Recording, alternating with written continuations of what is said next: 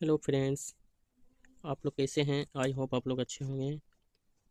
आज सीटेट जनवरी 2024 का EVS topic लेकर आया हूं। 21 जनवरी 2024 को पेपर 1 एवं पेपर 2 सीटेट एग्ज़ाम है। उससे related EVS question one liner लेकर आया हूं जो आपको हेल्पफुल हो, तो इसे आप लोग ज़रूर देखें और इस क्लास को मिस ना करें और अपने फ्रेंड्स लोगों को शेयर करें। और चैनल पर नए हैं तो लाइक, सब्सक्राइब और शेयर ज़रूर करें। तो क्वेश्चन को देखते हुए, Victoria terminal station railway station Mumbai में है। तो विक्टोरिया टर्मिनल रेलवे स्टेशन जो है कहाँ है? मुंबई में है।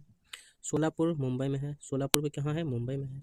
शिक्षक को बच्चों में ये समझ विकसित करने का प्रयास करना चाहिए कि खिलाड़ियों को उनकी जाति या आर्थिक स्थिति के बजाय उनके खेलने की क्षमता से आंका जाता है। तो शिक्षक को बच्चों के समझ में ये विकसित करना चाहिए कि खिलाड़ी को उनकी जाति आर्थिक स्थिति के बजाय उनके खेलने की क्षमता पर आंका जाए, ना कि किस पे आंका जाए? जाति और आर्थिक स्थिति। बच्चू खान खेल का मैदान मुंबई में एक कोच मुस्तफ़ा खान के नाम पर है। बच्चू खान खेल का मैदान कहाँ है? मुंबई में है। और किसके नाम पर है? मुस्तफ़ा खान के नाम पर है। फांदली दीवार अध्याय समाज द्वारा बनाए गए लैंगिक दीवार को फांदने के बारे में है। एक बीज किसान की कहानी। एक बीज किसान की कहानी कहता है बनगांव गुजरात में है। अब ये क्वेश्चन पूछता है कि बनगांव कहाँ है, तो ये आपका गुजरात में है। एक है विक्टोरिया टर्मिनल स्टेशन कहाँ? मुंबई में है। और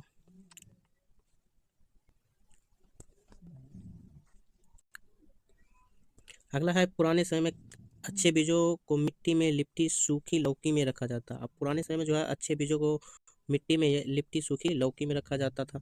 नीम की पत्तियां बीजों को कीड़ा से बचाते हैं। ये है आपका इम्पोर्टेंट है, नीम की पत्तियां बीजों को कीड़ों से बचाती है। अब ऐसा क्वेश्चन आएगा कि बीजों का मतलब है ऐसे कौन सी पत्ती है जो कीड़ों से बचाती है? तो नीम की पत्तियां या उनकी बीज।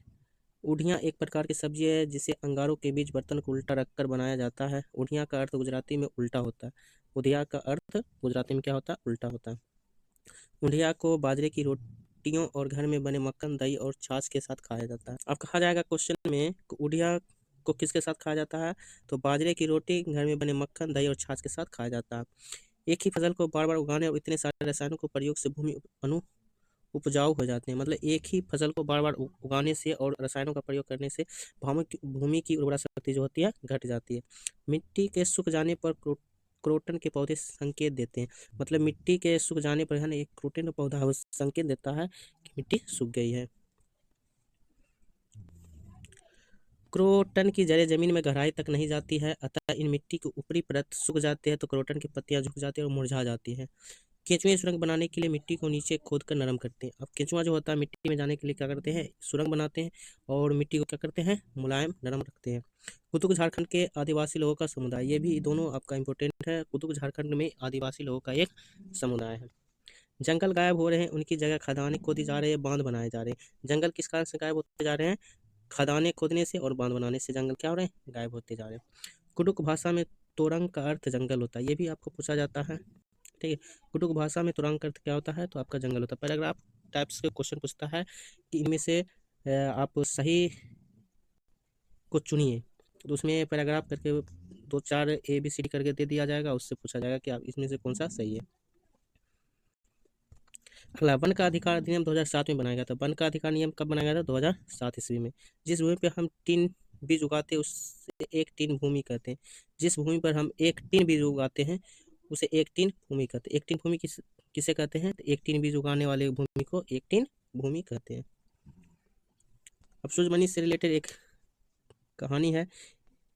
यह एक सच्ची कहानी है। सूर्यमणि एक चमकता सितारा जिसे गर्ल्स स्टार कहते हैं। मतलब गर्ल्स स्टार किसे कहते हैं? तो सूर्यमणि कहते हैं। चमकते सितारे उन साधारण लड़कियों को असाधारण कहानियां जिन्हें स्कूल जाकर अपनी जिंदगी बदल दी है। शिक्षक संकेत है। कक्षा में जंगल के बारे में चर्चा करते समय उनके अपने अनुभव पूछें। केवल सैकड़ों पेड़ लगाने से जंगल नहीं बनते। जंगलों के बारे में समझ बनाने के लिए यह भी बातचीत हो कि जंगल में उगने वाले पेड़ पौधे और वहाँ के जानवरों का कैसा ताना बाना है। उनके भोजन, आवास, सुरक्षा के लिए उनकी एक दूसरे पर कैसे निर्भरता होती है। मतलब पेड़ पौधे जो उगाए जाते हैं तो भोजन, आवास, सुरक्षा और एक दूसरे पर कैसे निर्भर रहते हैं उसके बारे में चर्चा करनी है। जंगल अधिकार कानून 2007, यह कानून आदिवासियों को जंगल पर उनका हक दिलाता। अब बोलेगा आदिवासियों को उनका जंगल पर उनका हक कौन सा अधिनियम दिलाता है? तो अधिकार नियम 2007, जंगल अधिकार कानून नियम 2007। जो लोग कम से कम 25 साल से जंगल में रहे उनका वहाँ के जंगल वहाँ पैदा होने वाली चीज़ों पर हक है। अब यहाँ पे क्या कह रहा है कि 25 साल से अगर जंगल में रह रहे हैं तो वो जंगल में रहने वाले और पैदा होने वाले सभी चीज़ों पर क्या है, उन आदिवासियों का हक है। उन्हें जंगल में हटाया ना जाए, जंगल बचाने का काम भी उनकी ग्राम सभा करें। अगला टॉपिक है इसमें झूम खेती। एक फसल काटने के बाद जमीन को कुछ वर्षों के लिए वैसे ही छोड़ दिया जाता है, वहाँ कुछ भी नहीं उगाया जाता है। जब एक फसल काटने के बाद उसको वैसे ही छोड़ दिया जाता है, वहाँ कुछ भी नहीं उगाया जाता है। उस भूमि पर उगने वाले बांस या खरपतवार को नहीं निकाला जाता, उन्हें काट कर जला दिया जाता है। राख भूमि को उपजाऊ बनाती है। अब क्या होता है, वहाँ पर जितना भी बांस या खरपतवार को नहीं निकाला जाता, मतलब वहीं छोड़ दिया जाता है और उन्हें क्या कर काट कर जला दिया जाता है, वहीं छोड़ दिया जाता है या खड़े रहता है, ठीक है, या उसको काट के है ना उसमें क्या करता है, आग लगा दिया जाता है, तो वो राख जो होता है उपजाऊ बना देती है भूमि को। जब जमीन खेती के लिए तैयार हो जाती है तो उन्हें हल्का खोदा जाता है, जोता नहीं जाता। जमीन जब खेती के लिए तैयार होती है तो उसे हल्का क्या किया जाता है, खोदा जाता है, उसको ट्रैक्टर से जोता नहीं जाता है। खरपतवार व अवांछित पौधों को भी उखाड़ा नहीं जाता है, बस काट दिया जाता है। उसको क्या किया जाता है, जो है वो खरपतवार अवांछित पौधे उसको उखाड़ा नहीं जाता है, बस उसको काट कर उसको जला दिया जाता है ताकि ये मिट्टी में मिल जाए। यह मिट्टी को उपजाऊ बनाने में मदद करता है। यह मिजोरम में पाया जाता है। तो बोलते हैं खरपतवार अवांछित पौधे कहाँ पाए जाते हैं, तो आपको मिजोरम में पाए जाते हैं। इसको क्या किया जाता है, उखाड़ा नहीं जाता, काट के जला दिया जाता है, ठीक है। उससे क्या होता है, मिट्टी को उपजाऊ बनने में मदद मिलता है। मिजोरम की मुख्य फसल क्या है, चावल। ये भी आपका पॉइंट है। जब फसल पक जाती है तो लोग जश्न मनाते हैं, वो बांस पकड़कर चिराव नृत्य करते हैं। अब ये क्वेश्चन पूछता है चिराव नृत्य कहाँ का है, तो वो आपका मिजोरम का चिराव नृत्य है। क्यों चिराव नृत्य कब मनाते हैं, क्यों मनाते हैं, जब फसल पक जाती है लोग जश्न मनाते हैं और बांस पकड़कर चिराव नृत्य करते हैं। अगला है, हम अपने माता पिता से जन्म के समय कुछ गुण प्राप्त करते हैं, कुछ चीज़ें या कौशल हम अपने पर्यावरण से सीखते हैं। जितने भी बच्चे जन्म लेते हैं तो वो माता पिता के कुछ ना कुछ गुण प्राप्त करते हैं और कुछ चीज़ें या कौशल जो होता है अपने पर्यावरण में समाज से सीखते हैं। पोलियो वायरस के कारण होता है, ये विरासत में नहीं मिलता। पोलियो किसके कारण होता है, ये टॉप पॉइंट है, वायरस के कारण होता है। इन बीमारियों के बारे में जानकारी फैलाने के लिए डॉक्टर को आमंत्रित किया। ग्रेगोर मेंडल का जन्म 1822 ईस्वी में ऑस्ट्रिया के गरीब किसान परिवार में हुआ था। अब मेंडल का जन्म कहाँ हुआ था, ऑस्ट्रिया में हुआ था, कब, 1822 ईस्वी में। 7 साल तक उन्होंने ग्रेगोर मॉडल मठ के बगीचे में 18,000 पौधों पर प्रयोग किए। कितने हज़ार पौधे पर, 18,000 पौधों। मटर के पौधे पर कुछ गुण होते हैं जो जोड़े में आते हैं, वैसे जैसे बीज या खुरदुरे या चिकने होते हैं। तो बोलेगा जॉन मेंडल मतलब ग्रेगोर जॉन मेंडल जो होते हैं किस पौधे पर अपना प्रयोग किया था, तो मटर के पौधे पर अपना प्रयोग किया था। दशहरा वर्षा ऋतु से पहले आता है। दशहरा कब आता है, वर्षा ऋतु से पहले आता है। गन्ने की खेती के लिए अधिक पानी की आवश्यकता होती है। गन्ने की खेती के लिए क्या आवश्यकता होती है, सबसे अधिक पानी की आवश्यकता। पूरन पोली, गुड़ और चने की मीठी रोटियां, इसे मसालेदार करी डिश के साथ खाया जाता है। अब बोलेगा करी डिश के साथ किसको खाया जाता है, तो गुड़ और चने की मीठी रोटियों को। कारवां एक बस या गाड़ी है जिससे सभी सुविधाओं के साथ रह सकते हैं। कारवां क्या है, एक बस या गाड़ी है जिसमें सभी सुविधाओं के साथ रह सकते हैं, यही आपका है कारवां, ठीक है। ये एक गाड़ी है और इसी के साथ ही इसमें सारी सुविधा होती है, इसके साथ आप रह सकते हैं। चूहों की दृष्टि कमजोर होती है लेकिन सूंघने, स्पर्श करने, स्वाद लेने की क्षमता बहुत अच्छी होती है। ये आपका पॉइंट एग्जाम व्यू से बहुत पॉइंट है। चूहों की दृष्टि कमजोर होती है लेकिन सूंघने, स्पर्श करने, स्वाद लेने की क्षमता बहुत अच्छी होती है। नागपुर में दाल चीनी मिलते हैं, ये भी आपका पॉइंट है। नृत्य में भावनाओं को व्यक्त करने के लिए हाथों और चेहरों का प्रयोग किया जाता है, इन्हें मुद्रा और भाव कहते हैं। मुद्रा और भाव किनको कहते हैं, नृत्य में जो होता है भावनाओं को व्यक्त करने के लिए हाथ और चेहरों का जो प्रयोग किया जाता है, इन्हें ये मुद्रा और भाव कहते हैं।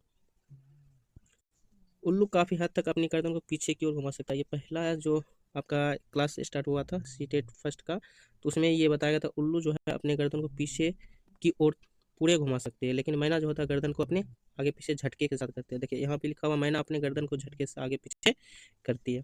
एक पक्षी के पंख से उड़ने में मदद करते हैं और खुद को गर्म भी रखते हैं। अब बोले पक्षी के पंख क्या काम है, तो पक्षी के पंख का क्या काम है, तो उड़ने में मदद करता है और खुद को गर्म रखने में मदद करता है। समय समय पर पक्षी अपने पुराने पंख खो देते हैं, उनके साथ स्थान पर नए पंख क्या होते हैं, उगाते हैं। अगला है ब्रेल के बारे में, ब्रेल लिपि के बारे में। ब्रेल को एक नुकीली औजार के उभरे हुए बिंदु डॉट्स की पंक्तियां बनाकर मोटे कागज पर लिखा जाता है। उभरे हुए बिंदु पर उंगलियां चलाकर ब्रेल लिपि को पढ़ा जाता है। ये वेरी इंपॉर्टेंट क्वेश्चन है, ठीक है, इसको जरूर नोट कर लीजिए। ब्रेल लुई ब्रेल फ्रांस के थे। जब वो 3 साल का था तब वो अपने पिता के औजारों से खेल रहे थे। अचानक एक नुकीले औजार से उनकी आंखों को चोट पहुंचाई। उन्हें दिखना बंद हो गया। पढ़ाई में उनकी गहरी रुचि थी। वो पढ़ने और लिखने के विभिन्न तरीकों के बारे में सोचते रहे। अंत में उन्हें एक रास्ता मिला, छूकर और महसूस करके पढ़ना। पढ़ने के इस तरीके को बाद में ब्रेल लिपि के रूप में जाना जाने लगा। तो ब्रेल लिपि किस तरह मतलब लोगों के सामने जाहिर हुआ?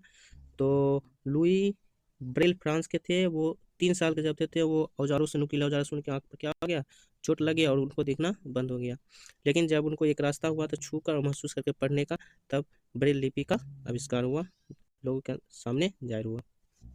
यह लिपि 6 बिंदुओं पर आधारित, ये पॉइंट इंपॉर्टेंट है। तो ब्रेल लिपि कितनी बिंदुओं पर आधारित है? 6 बिंदुओं पर आधारित है। ब्रेल को अब कंप्यूटर का उपयोग करके भी लिखा जा सकता है। यदि आप बच्चों को वास्तविक ब्रेल लिपि दिखाएंगे तो वो इसके बेहतर ढंग से समझ सकेंगे। ये आपका ब्रेल लिपि है, अल्फ़ाबेट, ठीक है। अब है अगला है ईवीएस के बारे में एनसीएफ 2005 क्या कहता है। तो ईवीएस की थीम कितने हैं? तो मुख्य थीम कितने हैं? 6 थीम है, ठीक है। ईवीएस के मुख्य कितने थीम है? 6 थीम है। परिवार और दोस्त, भोजन, पानी, आश्रय, यात्रा करना, चीज़ें जो हम बनाते हैं और करते हैं, things we make and do, ये आपका क्या है? ईवीएस के थीम है। थीम कितने हैं? ईवीएस के थीम कितने हैं? 6 थीम है। और ईवीएस की उप थीम में पहला जो थीम है परिवार और दोस्त, उसके कितने थीम है? तो 4 थीम है। उसको संबंध, काम और खेलो, जानवर, पौधे, ये आपका क्या है? थीम है। और थीम में जो है उप थीम जो है वो आपका संबंध है, काम और खेलो, जानवर, पौधे, ये आपका क्या? उप थीम है। ये आपका बहुत इंपॉर्टेंट है, ठीक है, इसको जरूर याद कर लीजिए। भोजन जो है दूसरा जो थीम है भोजन है। भोजन में है चखना, पाचन, पाक कला, परिरक्षण तकनीकें, किसान और भूख, पानी, किसान और भूख। तीसरा जो है पानी है। चौथा आश्रय है, यात्रा करना, हम चीज़ें बनाते हैं और करते हैं। तो आपका उप थीम में आपका क्या हो गया? भोजन में उप थीम में भोजन में 5 है, ठीक है। भोजन में कितने हैं? 5 हैं। और आपका दोस्त, परिवार और दोस्त में कितने हैं? 4 है। इसको याद रखिए कितने कितने थीम है और कितने उप थीम है।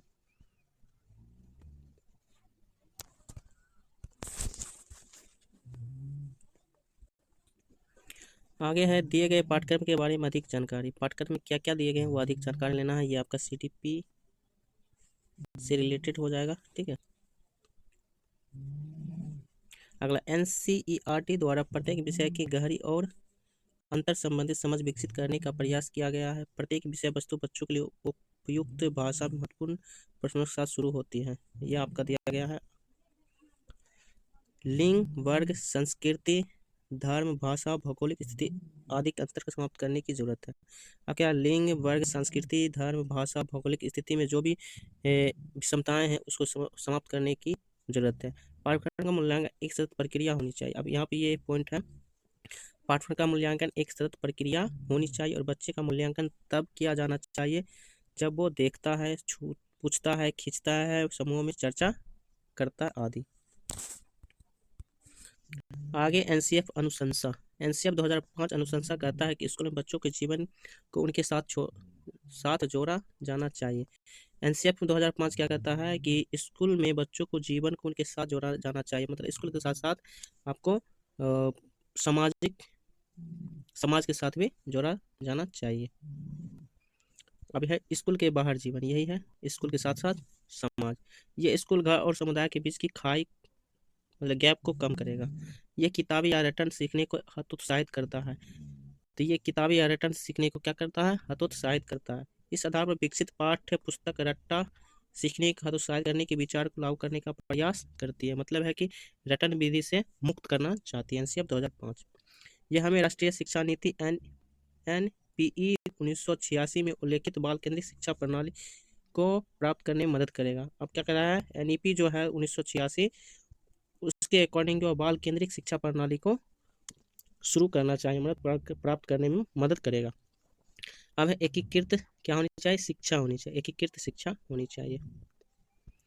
अगला है बच्चा अपने आसपास के वातावरण को समग्र रूप से देखता है और किसी भी विषय को विज्ञान और सामाजिक विज्ञान विभाजित नहीं करता है। इसलिए कक्षा 3 और 5 में ईवीएस विज्ञान, सामाजिक विज्ञान और पर्यावरण शिक्षा की अवधारणाओं और मुद्दों को एकीकृत करता है। अब यहाँ क्या कर रहा है, बच्चा जो है आसपास के वातावरण को समग्र रूप से देखता है, लेकिन वो क्या करता है, विषय में विज्ञान और सामाजिक विज्ञान में क्या करता है, वो विभाजित विभिन्नताएं नहीं कर पाता है। इसलिए कक्षा 3 और 5 में जो है ईवीएस विज्ञान और सामाजिक विज्ञान, पर्यावरण शिक्षा की अवधारणाओं और मुद्दों को क्या करता है, एकत्रित करता है, एकीकृत करता है। ठीक है,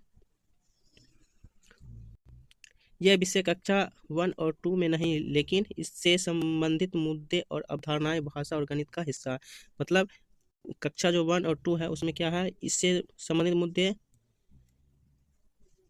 और अवधारणाएं भाषा और गणित का हिस्सा है। किसका, भाषा और गणित का हिस्सा है। कक्षा कौन सा में, फर्स्ट और सेकेंड में। और ये जो विषय है आपका सामाजिक विज्ञान और विज्ञान पर्यावरण शिक्षण, ये विषय कक्षा 1 और 2 में नहीं है। ये ईवीएस की पाठ्य पुस्तक में परिभाषाओं और मात्रा की जानकारी के लिए कोई स्थान नहीं है। यहाँ तक कि पुस्तक में प्रयुक्त भाषा औपचारिक नहीं है, बल्कि बच्चों द्वारा बोली जाने वाली भाषा, बच्चों द्वारा जो बोली जाती है भाषा, वही आपका होना चाहिए। पाठ्य पुस्तक ज्ञान का एकमात्र स्रोत नहीं, बल्कि लोगों, उनके पर्यावरण, समाचार पत्रों आदि जैसे सभी स्रोतों के माध्यम से ज्ञान का निर्माण करने के लिए बच्चों का समर्थन करना चाहिए। अब पर्यावरण, समाचार पत्र आदि जैसे जो भी स्रोत है, उस स्रोत के माध्यम से जो भी बच्चों को समर्थन करना चाहिए, उससे आप समर्थन कर सकते हैं। कम बोझ होना चाहिए। सरकार क्या कर रही है, बच्चों पर कम बोझ देना चाह रही है। वास्तव में शिक्षण के लिए एक दिन समर्पित करने के लिए दैनिक समय सारणी में लचीलापन आवश्यक है। अब दैनिक सारणी जो होते हैं, उनके दैनिक जो कार्य होता है, उसमें क्या होना चाहिए, कठिन ना होके लचीलापन होना आवश्यक है। शिक्षण और मूल्यांकन के तरीके भी वर्तमान पाठ्यपुस्तक की प्रभावशीलता को निर्धारित करेंगे। स्कूल में उनके अनुभव को अच्छा बनाने के लिए क्या करेंगे, पाठ्य पुस्तक की प्रभावशीलता को निर्धारित करेंगे। उच्च प्राथमिकता और स्थान दिया जाना चाहिए, और चिंतन, विस्मय, छोटे समूह में चर्चा, अनुभव की आवश्यकता वाली गतिविधियों को अवसर दिया जाना चाहिए। बच्चों के अंदर क्या देना चाहिए, उच्च प्राथमिकता और स्थान देना चाहिए, लेकिन चिंतन, विस्मय, छोटे समूह में चर्चा और अनुभव की आवश्यकताओं वाली गतिविधियों में क्या देना चाहिए, उन बच्चों को अवसर भी देना चाहिए। ईवीएस की पाठ्य पुस्तक बाल केंद्रित है। ईवीएस की पुस्तक कौन सा केंद्रित है, बाल केंद्रित है, ताकि बच्चे को तलाशने के लिए काफ़ी जगह मिले और उन्हें हटने के लिए मजबूर ना किया जाए। रटन विधि से क्या होना चाहिए, बच्चों को मुक्त होना चाहिए। अगला है स्कूल अधिकारियों की भूमिका। स्कूल में अधिकारियां जो भी टीचर होते हैं, उनकी क्या भूमिका है, ये आप जान लें। स्कूल के प्रधानाचार्य और शिक्षक बच्चों को अपने स्वयं के सीखने पर विचार करने और कल्पनाशील गतिविधियों और प्रश्नों को आगे बढ़ाने के लिए प्रोत्साहित करना चाहिए।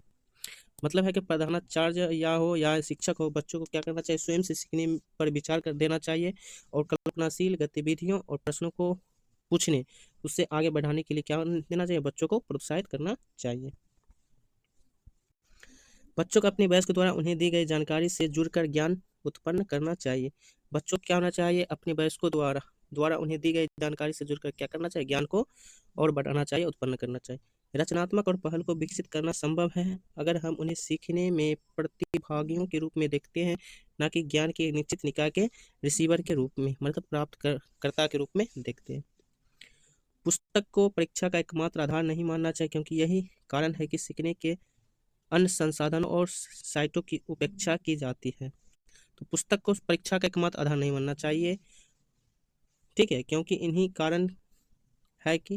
यही कारण है कि सीखने के अन्य संसाधनों और साइटों की उपेक्षा की जाती है। तो ये आपका ईवीएस का पूरा निचोड़ है। तो 21 जनवरी 2024 जिन लोगों का पेपर है, तो वो इस ईवीएस से सारे टॉपिक को जरूर देख कर जाएँ। कुछ ना कुछ तो क्वेश्चन आएगा ही। आज के लिए बस इतना ही। धन्यवाद। लाइक, सब्सक्राइब और शेयर जरूर करें, जिससे अन्य लोगों को भी फ़ायदा हो सके।